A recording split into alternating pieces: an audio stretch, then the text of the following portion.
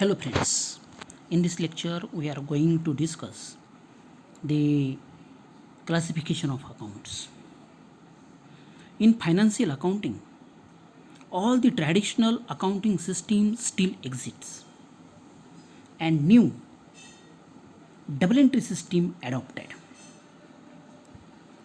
Every business transaction has two-fold effect and that it affects to two accounts in opposite directions.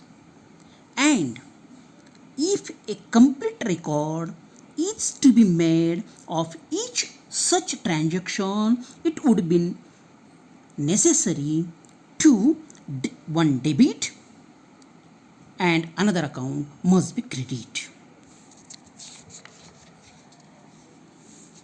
What do you mean by account? An account is a summarized record of all transactions affecting one person, one kind of property, or one class of gain or loss. Now, classification of account. Classification of account means an act of dividing or grouping or arranging different account into certain well-defined classes for the purpose of writing entries in the books of accounts. The accounts are classified into two parts, one known as an personal account and another known as an impersonal account. Personal account means personal account include the account of persons and a group of person with whom the business deals. This account can be classified into three categories. Number one, known as an natural person account. Number two, artificial person account. And number three, representative personal account. Now, number one, natural person account.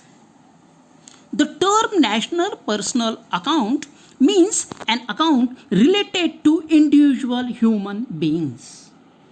For example, Mr. Amit account, Mr. Gopal account, Mrs. Sampada account, Mr. Ram account, Mrs. Sonali account, and so on. Number two, artificial person account. Those accounts include accounts of organization, accounts of association, accounts of institution, which are recorded in an artificial person by law in business dealing. For example, Kulkarni and association account, Pandey's sports account, Mazalgaon municipal corporation account, Bhandari's chemical limited, and so on. Now, second, real account. Now, second, impersonal account. Impersonal account also divided in two parts, also classified in two parts. Number one, known as an real account, and another one known as an nominal account. Firstly, real account. The account which donates anything, articles, or commodities which is visible and tangible is called an real account. These accounts include the value of various assets held by the business. Real account, sometimes it is tangible and sometimes it is intangible. That means this account is subdivided in two parts. tangible real account and intangible real account. Tangible real accounts are those which related to such things which can be seen, touched, and have physical existence. For example, cash account, goods account, building account, furniture account, etc. Number two, intangible real account. This account represent such things which cannot be seen, which cannot be touched, but they can be in terms of money. Goodwill account, patent account, trademark account, copyright account, and so on. The second impersonal account, known as an nominal account. The account of expenses and losses and incomes and gains are called nominal account. These accounts exist the name only, but they don't represent any tangible things. Firstly, expenses and losses. Printing and stationery account, rent account, salary account, wages account, purchase account, and so on. Then second, income and gains account. Discount received, commission received, interest received, and so on.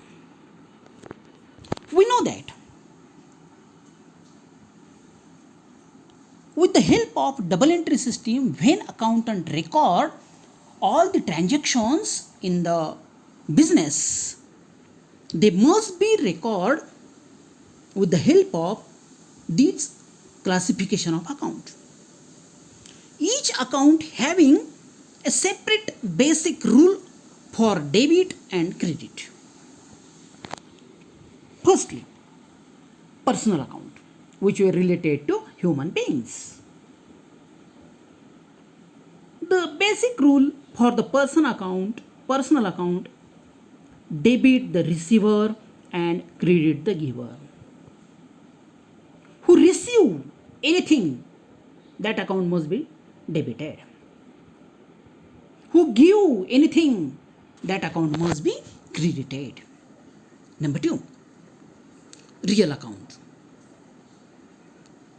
The separate rule for the real account for debit and credit, debit what comes in and credit what goes out.